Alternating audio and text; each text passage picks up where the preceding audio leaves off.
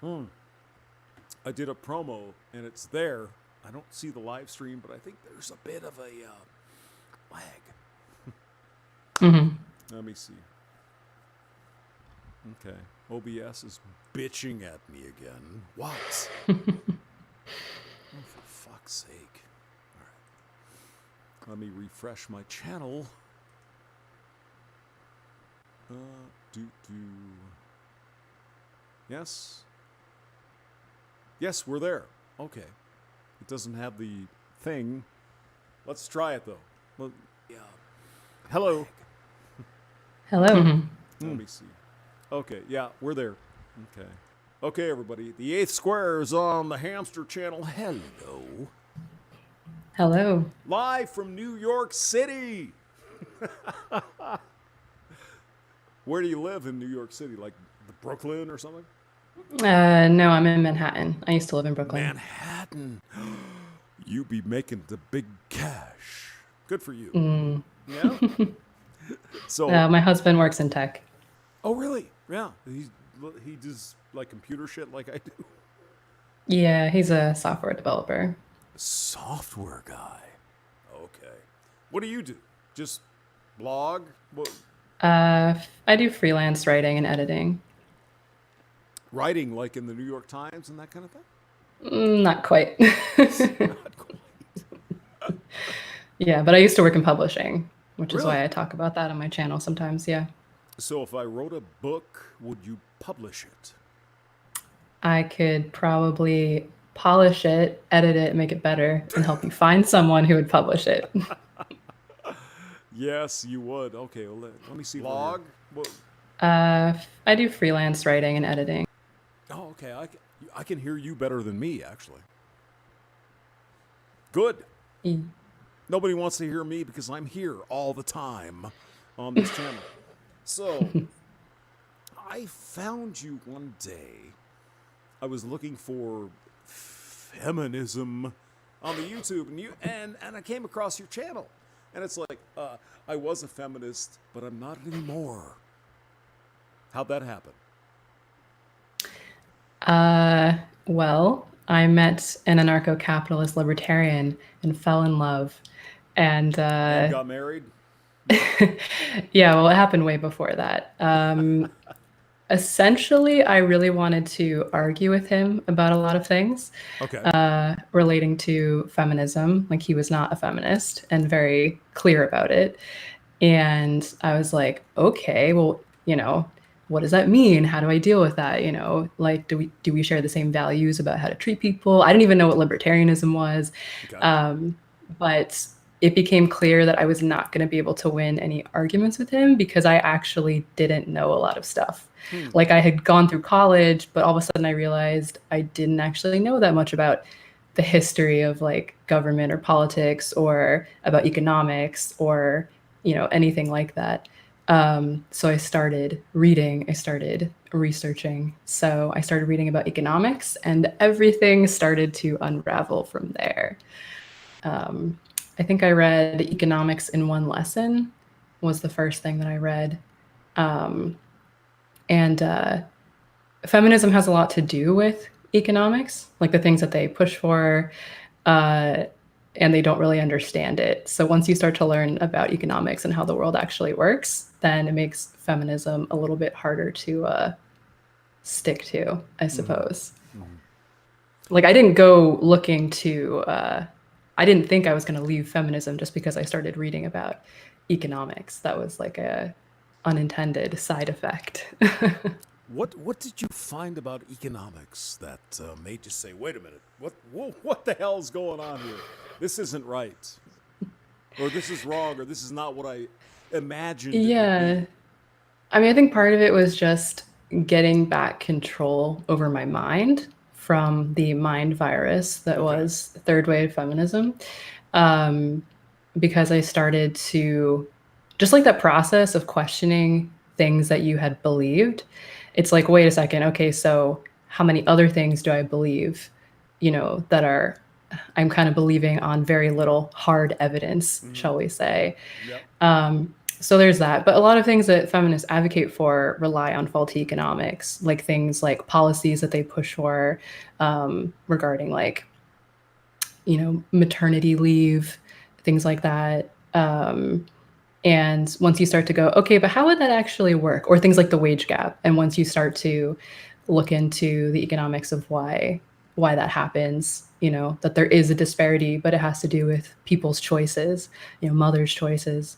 There are a lot of things like that feminists push without wanting you to look too far beyond the curtain of kind of what they're pushing. Yeah. So why do you hate women? Why do I hate women? Yeah. Oh, where do I start? Um, no, I always had a kind of maybe fraught relationship with other women from the time I was young. Okay. I had a lot of bad experiences with groups of girls. I always had friendships with like individual girls, but I always had bad experiences with the group dynamics. Like hanging out in a group of women is like my nightmare. I once went to a sleepover when I was 8, and because I fell asleep before the rest of them, they like poured ice down my shirt and like threw food on me, and because I was, not part of the group anymore. So girls are vicious. um, and I think I've always felt more comfortable, hanging around groups of men because they don't have those dynamics of like ostracization that happens, or you don't have to like hold your tongue as much. Men are harder to offend.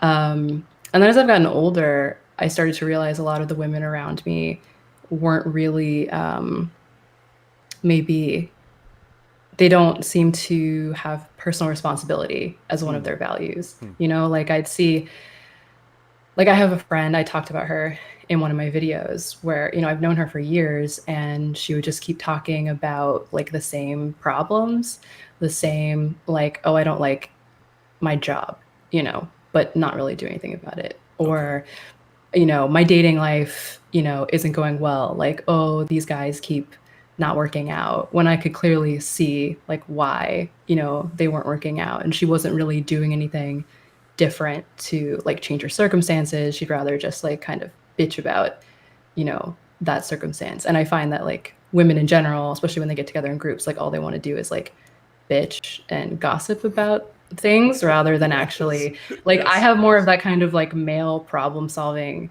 like conversational approach. So like I'm over there going like, I want to say something about like a potential solution, but I know that's not what they actually want to hear.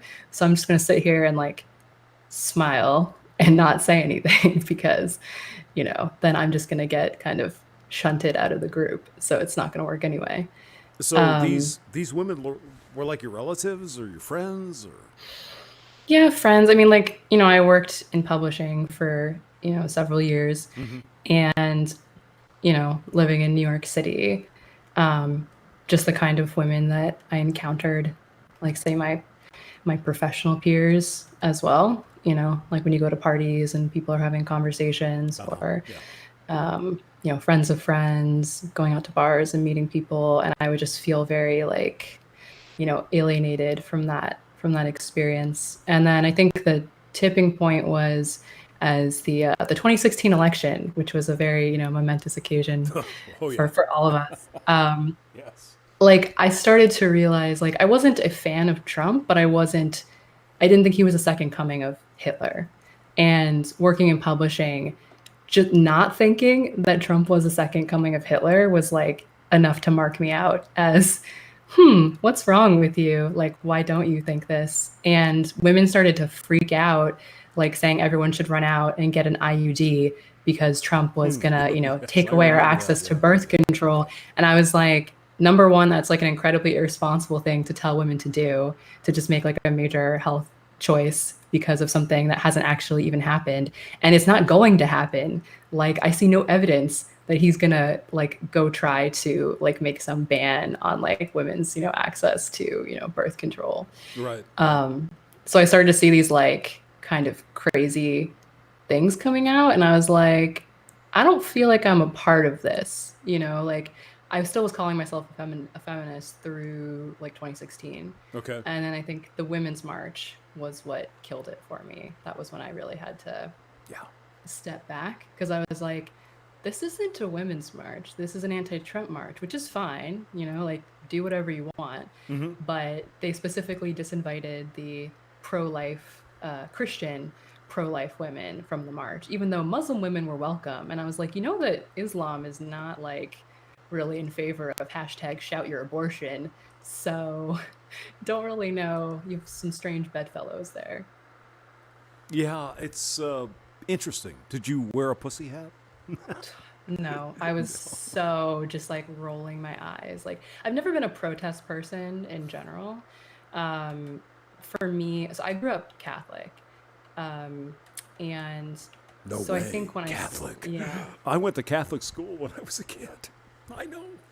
The nuns, they were yeah. bad. They're nasty. Slapping you and all that stuff. Go ahead.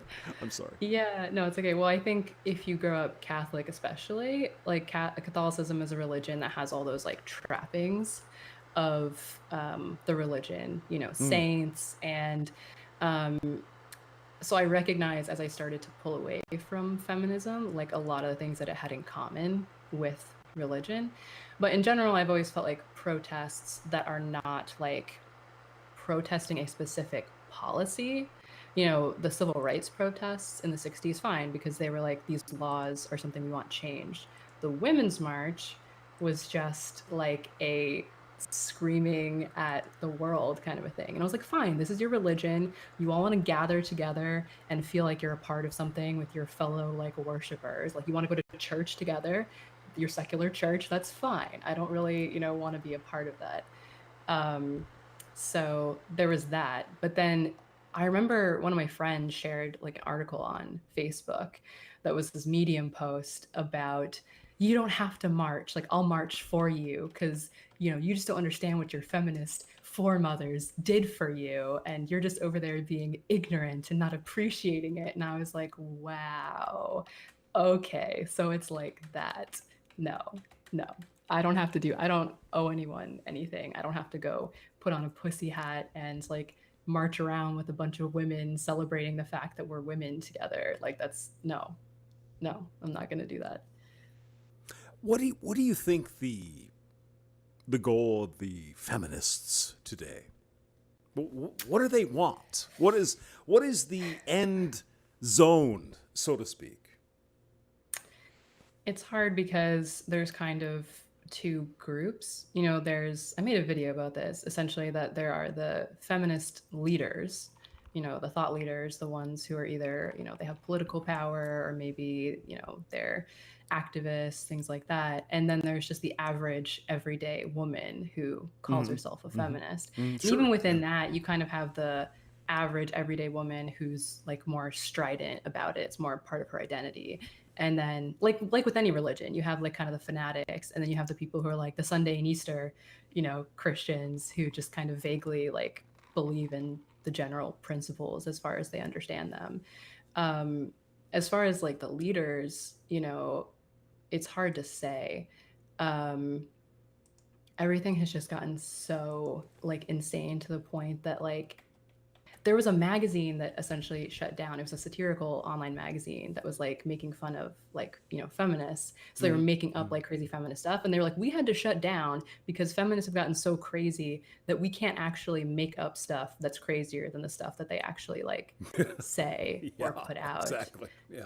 You know, it's hard. I think some people are starting to get weary of the like the online feminists. Like there was that whole surge on YouTube for a while where everyone was like making all those, feminist cringe compilations and things like that. And everyone Mm-hmm. was like into Yeah. that. And it's Yeah. kind of quieted down. But the real problem is what are the people who are in power who have kind of been, swayed by these policies, going to do.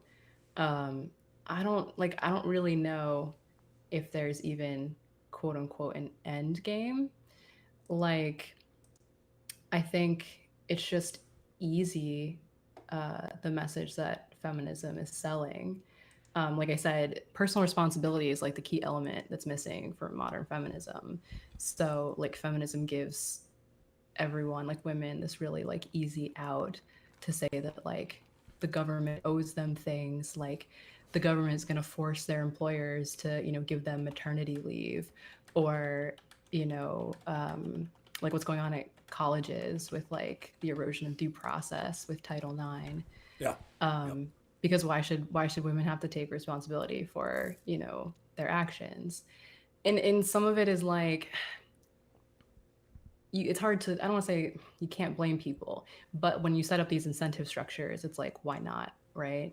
If you're Yeah. a young woman going to college and this is how the Title IX system was already set up, and like your friends are telling you like, oh hey, you should go, like report this guy 6 months later, part of the problem is women are very susceptible to like peer pressure and going along. They want to be part of the group.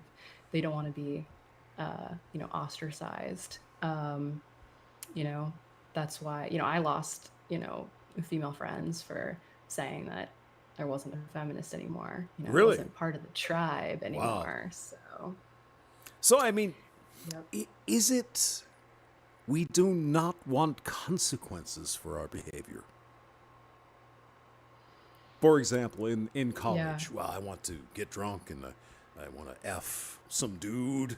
Is that what it is? I mean, the abortion thing, we're going to talk about that later, but there seems to me, anyway, there shall be no consequences for stupidity, but only women. What do you think about that? Yeah, I sometimes wonder if it's a combination of things. Like, I'm 30, right? So I'm kind of You're old. a, You're old. like, I'm technically like I'm a millennial, but I think my parents maybe raised me with more of the sensibility of a Gen Xer a little bit. They both came Jesus. like God, they no came way. from poverty. They both grew up in poverty, so and they made sure to know that even though they gave me like a lot of things and a lot of opportunities, that like this was something they were doing for me, and this isn't something everyone gets, and to remember where they came from and to appreciate, what I have. Privilege is kind of like a super annoying word these days, but they Yeah. never let me Yep. forget, like that I had these kinds of, privileges. And they always made sure that there was, consequences for my actions. Like I was raised with that kind of mindset. So, like, I couldn't even imagine when the video came out of those students at Yale, like screaming Oh yeah, at that that one chick. professor. Yeah. Why did you get the job? That kind of shit. Yeah, Yeah, yeah. if my parents, saw that, they would immediately stop paying for college. Like immediately. Really? Like I wouldn't even think of doing something like that. I wasn't raised that way. So part of me wonders how much of it is like the parenting, that has changed. Um, Even when I was going to college, there were definitely kids there who didn't seem to know how to like do basic things, Right. Right. like make Yeah. food for themselves or like do laundry. Like I've been doing my laundry since I was 12. And then there were kids who didn't like know how to use a washing machine. And I was like very confused. Well, that's women's Um, work, right? yeah, Right. exactly. Of course. Um, I've been doing my own laundry for 40 fucking years. I'm sorry. I'm oppressed or some shit. Go ahead. no, so I think maybe part of it is like the parenting. And then I think, society has this kind of idea of women as more in need of protection, right? And then also girls when they're young, I don't know what fathers have been like over this like past Who generation, knows? Yeah. I don't because know. sometimes when I see women acting out, it reminds me of like bratty little girls, like when their dad hasn't told them no enough. Yeah. Like the red pill guys will talk about like shit testing, right? How Oh, yeah. women, Yeah. Yeah. Yep. and that's kind of like, it's kind of like a bratty little girl behavior, right? Like you test your dad or even your mom to see like what you can get away with. It is. And Yeah. then Yeah. based on how they respond, then you kind of learn like what the rules are and things like that. So if your parents didn't really like give you a lot of consequences, and then if the school is not setting it up so that like your actions, have any consequences, then, that's one thing. The other thing is the rise of binge drinking on college campuses and women's participation in the binge drinking, I know. because I women know. can't hold their alcohol as much, and people don't Really? talk about that. Is that But true? yeah, women metabolize alcohol at different rates than men, so Really? I they'll didn't. get they'll I get didn't know that. drunker quicker. And I experienced when I was at college, like I made a lot of stupid choices. So I speak from experience and saying like I got blackout drunk, like several times, and it's like a really dangerous thing to do. And like I was lucky in that all the times I did it, I was around people that I could count on to make sure I didn't just like, you know, be passed out like in the street somewhere or in someone's bed I wasn't gonna, like remember the next day. Do Do you think you Yeah. were lucky, or is just men? We don't treat women like that in general. It's like, okay, you're drunk, you want to all that stuff, and men just say, you're drunk. Maybe tomorrow, get some breakfast, all that stuff, or do you think you were just lucky? I mean, think about that, right? What are the odds? Well, I just ran into a bunch of men that weren't going to grapefruit me. Or are just Yeah, men that's not actually as bad interesting. as we're told? Just saying. Oh, I definitely think men aren't as bad as we're told. I had a whole video Really? where I talked about being a woman in New York City and how I have no fears of like taking the subway late at night. That yeah, there are like creepy people, but like most men that are on the subway at 2 a.m. are just trying to get home, same as you. Like they're Yeah, not that's there true. That's like true. looking to grab you or like whatever. I think the thing with the alcohol thing is that the blackout thing is that Yep. a lot of times women Yep. like they seem lucid, but they are not, their brain is not encoding anything that's happening. So when Correct. they, Yes. wake up the next day, it's like, their boyfriend or whoever they hooked up with is like, well, she seemed fine, right? And she's Yeah. like, oh, but I Yeah. don't remember anything. And then the human brain, it's not a pleasant feeling, right? Yeah. To Who knows? feel like, okay, especially for women, like you engaged in sexual activity, which I think is a little bit more of a sensitive area for women. Oh, and I don't remember any of it. And I like made this stupid choice. And if you have a way to make that feeling go away, that you were responsible for your own, situation that you're in by blaming it on, Somebody someone else. Yeah. else, Right. Yeah. then that's because it's just not a thing that I think, you know, parents or maybe like older women like talk to women about, like how they have to watch out for themselves, how they're not the same as men, like they have to Right. think about Yeah. like how they're drinking. And because there are plenty of women that end up drinking like around their boyfriends and then they have sex and then they don't feel good about it the next day Oh yeah. because even though it's with someone they love, but they don't remember it and they feel icky about it and they don't really know why, and no one ever like warned them about that kind of situation, which is more of a novel situation in the past, I don't know, like 40 years or something. I mean, women have only been co-ed at college for, what, maybe since like the 60s, really. And then I don't know how much they were binge drinking, Yeah. like Yeah. at that point. Having a couple of drinks is one thing, but trying to hang with the guys, and get really crazy and sloppy and everything else is like Yes. a Yes. whole kind of new wild west, so to speak. Yeah. No. Have you ever read the book "I Am Charlotte Simmons" by Tom Wolfe? I have not. Yeah. That describes in detail how Charlotte got all drunk and blacked out and all this stuff, and you know what happened, right? And it's interesting because some of the feminist ladies tell the story the same way, right? Blackout drunk, blah, blah, blah, blah, blah, blah, blah, blah, blah, blah. Shouldn't there be an expectation of some responsibility, not just for women, but for men? I mean, it makes sense. I mean, somebody's drunk and they're passed out. I mean, for fucks, I'm 56 years old. I've been around women who got drunk, right? They were drinking, they were doing whatever, and blah, blah, blah, blah, blah. As I said, they got, hey, let's go do this. And it's like, you're too drunk.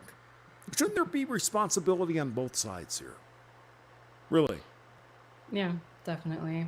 I mean, I always just return to, okay, so we prosecute drunk drivers regardless of their gender. Exactly. We Yeah. clearly think that people drinking and getting behind a vehicle have culpability for their actions. So why does that vanish for women when it comes to the bedroom? I don't know.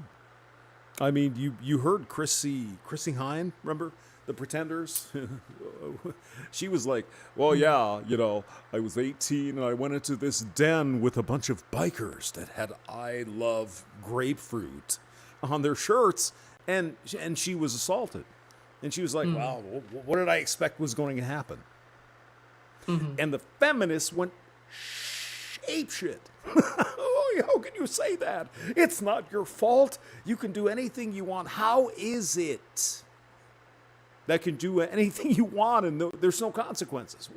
Where does that come from? I don't get it. Yeah, I mean, like I said, I would say it seems to be this kind of like little girls that didn't really grow up kind of thing. I Yeah, did a video yeah, about what I called the heroine's journey, where, it's this idea that women have to kind of go through this process to go from like being a girl to being a woman. okay. And it usually has to do with like their sexuality to a certain extent. Um, but I think it also has to do with like that kind of personal responsibility piece, like making their peace with the fact that they are a woman and there are some things about them that make them like have to lead their life differently than a man, Right, right? Like the right, consequences of sex. right. And you'll see women have different outcomes. You see it in like, fiction, but in real life too, that some women make it through their life like okay and they become mature, like they have good sexual experiences or they had a good father figure or things like that. And then there are women who have maybe like they become sexualized too young, they don't really know how to like emotionally and psychologically process it, then they make a lot of subsequently, you know bad decisions that lead them kind of further, into a like a kind of dark, unfully formed place. Or you have women who like maybe their father always treated them like babied them, and then when they get into like relationships with men, they don't really know how to be like an equal part of the partnership. They act like immature, and then when sexuality comes into it, like it's like Camille Paglia would refer to the kind of like Doris Day kind of like or like the fainting couch, feminist approach. Like there was that story, Aziz Ansari. The girl wrote like a post about her encounter with Aziz Ansari and how she wasn't interested like in hooking up with him once they got back to his place. And but then she didn't just leave. Yeah, He kind yep. of like made the move, but then she was like, "No, okay, let's just like sit on the couch." And then he's like still trying to make a move, and she's like, "Oh, like how dare you?" I'm like, "Girl, you can just call an Uber and like leave anytime. Like this man's not threatening you. Like I don't understand, why you're still here." And then everyone's like, "This is this big Me Too moment." I'm like, "Yeah, like this guy invited her back to his place. He was hoping he'd get laid, and she said no. And sometimes women like need to get warmed up a little bit. And he was hoping if he kind of just like kept, like pushing a little bit, Yeah, he'd get yep, laid." yep. And it turned out that like she didn't, give in, and she left. And then she like goes and writes this blog post about it as if that's equivalent to like, women getting like assaulted by powerful men in Hollywood. I'm like, no, you had a bad date and you weren't Yeah. very assertive about telling this guy that you didn't want to sleep with him. You went I, back to his place though. I mean, So you like that's a Camille Paglia brought that up. Where like, look, you don't like owe a man sex because you go to his place, but you shouldn't be surprised when he initiates it. well, exactly. I mean, your experiences, obviously, we don't have to go into the detail, but come on. Why do guys bring women back home? I mean, it's let's watch Netflix and chill or To look at whatever. their record collection. Yeah. Hey, I've got this Star Wars, these figures. You want to look at them? No. Men want to get laid. Okay? And women want to get laid. So how do we deal with this? It's like, I invite you over to my place. I'm not going to force myself on you or any other woman. But I mean, that's the point. What am I missing? Am I missing something? Am I misogynist? Am I evil? Tell me. You're a female. Obviously, you know this stuff. I Yeah. think if you like look kind of take a historical perspective, it's interesting that like feminists have almost wrapped back around to having this more like Victorian sensibility about relationships and dating. Like we used to have chaperones because the whole idea was that women essentially couldn't be trusted to be alone with men. I think, because men would kind of like influence them, tempt them down the path of, having premarital sex and all of that. And, it was like Yeah. women Yeah. like Camille Paglia, like in the 60s or 70s, who were fighting the curfews at colleges, and they were fighting to say that like we can control our own dating lives and we can, especially when the birth control pill, made its debut, we can now control our sex lives. Okay, fine. That's fine for some women, but my experience is talking to women like, that I know, like even women in New York City who you think, oh, they're these like, super feminist and they can just handle all this stuff, right? Like, no. Like most women cannot really handle the whole kind of like casual sex dynamics game. I think the problem is that like men have this more direct approach, which like I can understand because that's kind of the way I'm more wired. Like I appreciate just people using their words and taking like a direct approach. Um, so men are expecting like in this whole game that women are just gonna say, like if the man makes an advance and she's not interested, that she's just gonna be like, no, thank you, or like Yeah. stop. But the female approach is more to be like, well, he should understand what I'm saying to him through like my body language or like these Or other read kind of my freaking subtle mind. I mean, what is this yeah, read shit? my mind, right? Yeah. And the problem is, from my perspective, like the onus of personal responsibility has to be on the party that is more likely to get hurt in that scenario, which like from a miscommunication, whether it's emotionally or physically, which is women. Like women need to learn how to be more assertive because it matters, because the consequences like fall on them. Like sure, men, if they want to be successful with women, should try to like maybe meet them halfway, quote unquote. But like I think as women, like women need to learn how to be more assertive. They need to be more like the kind of like 1930s women that you would see like in the Yeah. movies, kind of like slapping the guy when he's like putting his hand on her thigh, Yeah. or Sure. telling him where to stick it. Um, whereas now it's more this like 1950s kind of like, oh, I couldn't possibly, as much as like on the one hand feminists are like, oh, we're super strong, we're just the same as men. I'm like, okay, well then why don't you tell him to fuck off? Right. Like Right. what's gonna happen, Yeah. right? Yeah. But I mean, I don't know. They have this whole thing about, oh, well, if you tell the wrong man to stick it, then he's gonna like, kill you. He's And I'm gonna like, grapefruit you. Yes. Yeah. really? Yeah. Right. Like, really? Yeah. Like, for me, that's more about partner selection. Like, I've never been with a man, even a man that I was maybe seeing in a casual setting, that I would be worried that if I like said the wrong thing to him, he was gonna kill me. Exactly. Like you have to figure that out before you get like into his house. Like, where are you finding these men? I feel Well, like there's a whole other thing there. but I mean, this leads me to the no consequence, right? Women should be able to do whatever they want, and that's fine. But there are consequences. I mean, you go out with who was it, Dahmer, or one of the one of these serial killers. They're gonna kill you. I mean, now it's not always easy to pick this out, right? I mean, have you ever had the pickup artists come at you? It's like, hey, baby, throw their magic dust on you. It's like, come on, blah, blah, blah, blah, blah, blah, blah. I don't think that approach has never really worked on me. Really? I don't think. Yeah. No. I mean, you Yeah. should see some of these videos. It's like, oh, your name is what, and your name is what, blah blah blah. It's just fucking bullshit. It's unbelievable. I mean, who falls for this crap? I mean, women know this stuff. Do you not think? There's like a sixth sense or something. It's like, oh, this guy's just a fucking player. I don't want to deal with that.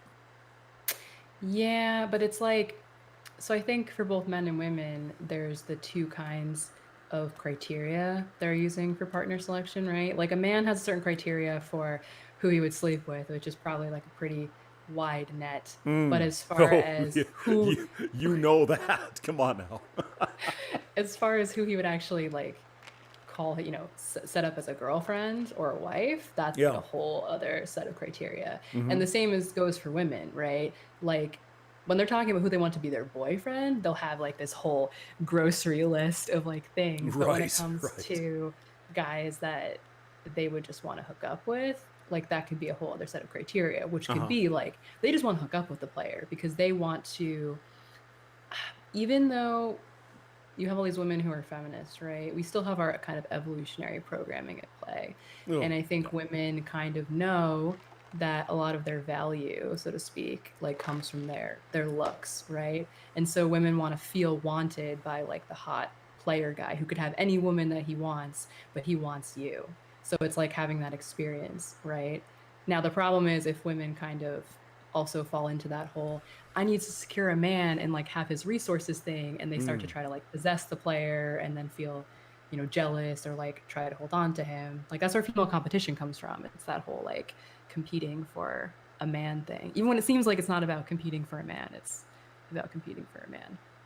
Do do do you think women go for the top guys? I think they definitely, well, At I least think for women fun, who are at the anyway, top, right? women who are at the top will definitely try. I think women in general go for something above what they could reach for.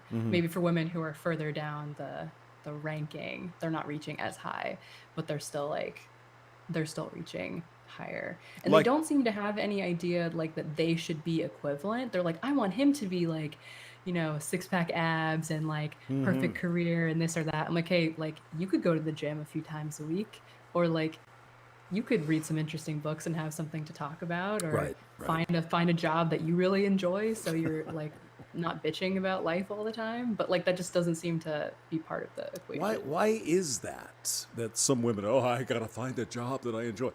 It's a fucking job. It's work. Come on. I'd rather do anything but go to work, but I like getting paid. So what is this? I want to get a career. I gotta do. Da, da, da, da, da. Well, what's your take on that? Yeah, That's a hard one. I think it is. part of it, if you're talking about women in my generation, part of it is that like that's so when I was a kid, like the 90s, there's a kind of 90s strain of feminism, like the Spice Girls, there was Buffy the Vampire Slayer, Xena Yes. Warrior Princess, Right, like right. Charmed, all these like strong female characters, usually like supernatural power. Mulan was like the kind of maybe archetypal like 90s, like she disguises herself as a boy and she proves her merit, and but ultimately she kind of goes back to being a girl, but the guy she gets like kind of knows that she's not traditional woman and he likes her anyway, and it's like this whole thing. So I think a lot of us were raised on that and this Is whole that what like, Mulan was about? I didn't know that. She dressed up as a guy. yeah, it was her, her father was called off to war, but he was much older than like he should be to be fighting in the war, and she worried Oh, about him, okay. dying. And so before he could go off to war, she disguised herself as a boy and goes in his place. Really? Um, No shit. I didn't know that. Yeah, but ultimately it's not like they try to make it so she like beats up all the guys. She uses like her cunning and, like Well, she her her intelligence. women's skills, right? Yeah. Um Even though she and was so dressed as a boy, did she have a sword and all that shit? It was like, I want to kill the dragons and stuff. yeah, I mean there wasn't much like fighting, Oh, really? Uh Yeah, I yeah, haven't there's some seen it. fighting like at the end. They just remade it though in China or something, didn't they? They did like a live action remake, which I Yeah, was like, yeah. whatever. But I think women of my age were kind of raised with that, like, you can do anything, and, you need to go out and like be badass and like make this impact on the world, you know, kind of a thing. So maybe part of it like comes from that. I mean, you know, the 90s was following, like I'm reading The Feminine Mystique right now actually. And, you know, Betty Friedan's always talking in this book about Yes. how, you know, women need to find their career kind of a thing. And Right. maybe like by the 90s, you know, the book's ideas had like pushed a little further and now women could actually like live that a little bit more. Um, Yep. but I Yep. don't know. I think men got swept along with it too. Like people in general got swept along with this idea of like having a career. But like you said, most people are not going to have a career, right? They're going to have like They're gonna have a a job. job. Yeah, it's a job. And hopefully you find something that you're like good at, right? So you can just carve out a living no matter where you go or what you have to do. Or at least Um, tolerate it, right? It's like, okay, I get a big paycheck. All right, I'll do whatever you want, boss. I'll do it.